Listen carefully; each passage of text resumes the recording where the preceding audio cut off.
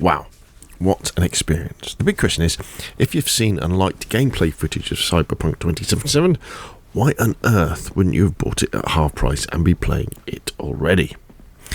Actually, that's a little unfair, because although the recent 1.5 update to Cyberpunk has made it perhaps the game it should have been at launch, anyway on PC and next-gen consoles, the same can't be said for the game on PlayStation 4s and Xbox Ones, where, to be honest, it doesn't look very good, and CD Projekt Red haven't updated features like more crowds and vehicles with better AI, so if you own a last-gen console, I'd say wait to buy Cyberpunk until you upgrade.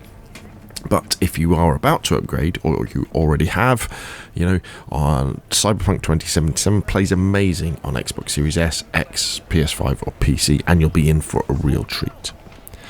Now, this game still is a work in progress. It still has bugs and it crashes regularly. There's obvious gameplay features that are missing, such as the police car chases and the entire subway system.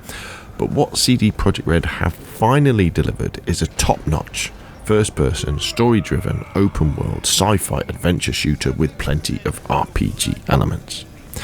I've just finished the main story, doing plenty of side missions too, and it's taken me a little over 50 hours. But that's 50 hours that I've thoroughly enjoyed, and I'm ready to go back for much, much more.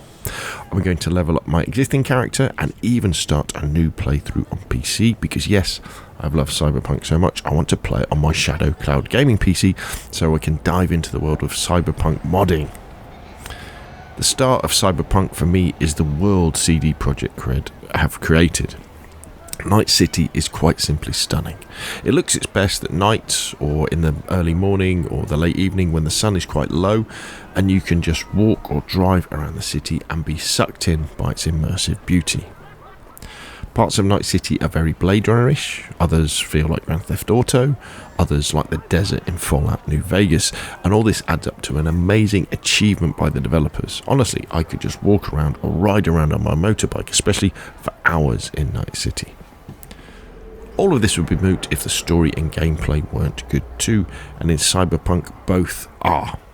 The story comprises of main missions, with many side missions and other jobs to complete if you want to, along with procedurally generated side missions that pop up around the world.